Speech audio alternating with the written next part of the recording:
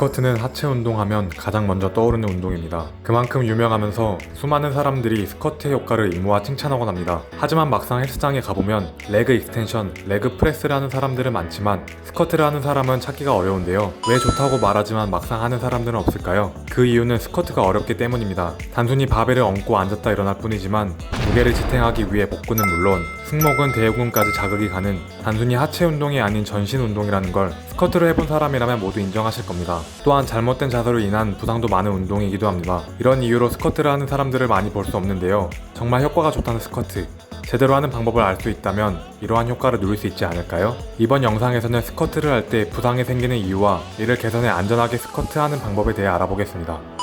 예전에는 스쿼트 시 발은 11자에 무릎이 발끝을 나가면 안 되는 게 정석이었습니다. 하지만 굳이 모두가 이럴 필요가 없다는 걸 이제 많은 분들이 알고 계실 텐데요. 그 이유는 사람마다 체형이 다르기 때문이죠. 스쿼트에서 중요한 포인트는 몸통을 다리 사이에 집어넣는 것입니다. 이를 위해선 다리가 확실하게 벌어지면서 사이 공간을 만들어줘야 하는데 사람마다 골반 넓이, 다리 길이 등 신체 사이즈가 다르기 때문에 FN처럼 스쿼트의 정석적인 자세를 정할 수는 없습니다. 따라서 무릎과 허리 통증을 겪는 사람들은 본인의 신체에 맞지 않은 자세로 운동하고 있는 경우가 대부분입니다. 이렇게 하라고 딱 정할 순 없지만 모든 스쿼트 자세에 공통적으로 필요한 팁은 분명히 존재합니다. 딱 3가지만 기억하세요. 이 팁들을 알게 되신다면 여러분들은 통증 없이 스쿼트를 할 수 있게 되실 겁니다.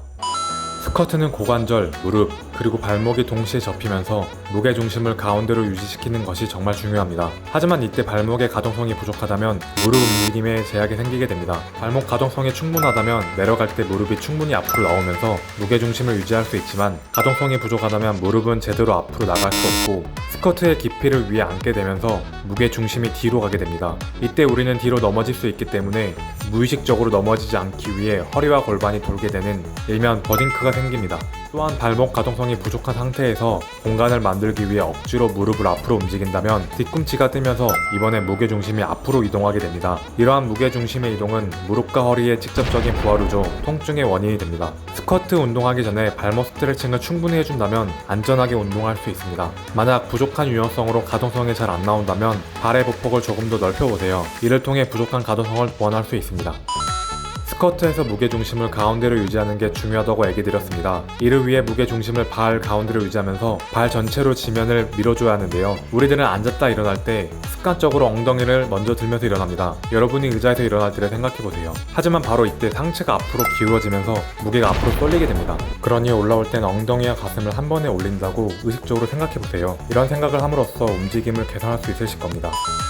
다리를 벌리면서 공간을 확보하고 앉은 후 다시 일어설 때 부족한 근력으로 인해 다리를 모으는 경우가 많습니다. 실제로 파워리프팅 선수들을 보면 일어날 때 무릎을 모으는 스킬을 자주 사용하는 것을 볼 수 있습니다. 이는 무릎의 거리를 가깝게 할수록 더 무거운 무게를 쉽게 들어올리기 때문인데요. 하지만 이렇게 무릎을 모으면서 무게를 드는 행동은 무릎 관절에 정말 큰 부하를 주게 됩니다. 파워리프팅 선수들은 더 무겁게 드는 것이 목적이지만 우리는 근육에 자극을 잘 주는 것이 목적이고 이를 위해선 관절의 안전은 그 무엇보다 중요합니다. 그러니 일어설 때 무릎을 바깥으로 벌리는 걸 계속 유지하세요. 내전근에 평소보다 더 많은 자극을 느낄 수 있으실 겁니다. 정리하자면 스쿼트는 개인의 체형에 따라 자세가 달라지기 때문에 정확한 FM 자세는 없지만 무게 중심이 앞뒤로 바뀌지 않도록 발목의 가동성을 키우고 엉덩이와 가슴을 동시에 일으키기, 그리고 일어날 때 무릎을 안으로 말리지 않도록 무게 조절과 자세에 신경을 써주시길 바랍니다. 여러분은 이번 영상을 통해 스쿼트 시 통증이 생기는 원인과 이를 해결할 방법들을 알게 되셨습니다. 알려드린 팁들을 기억하신다면 통증 없이 스쿼트를 할 수 있게 되어 스쿼트가 가진 효과들을 온전히 누릴 수 있게 되실 겁니다. 스쿼트는 부상의 위험이 정말 높은 운동이기 때문에 꼭 운동 전에 고관절, 발목 스트레칭 하는 거 잊지 마시고 부상 없이 운동하시길 바라겠습니다. 좋아요와 구독 부탁드리며 오늘도 영상 시청해주셔서 감사합니다.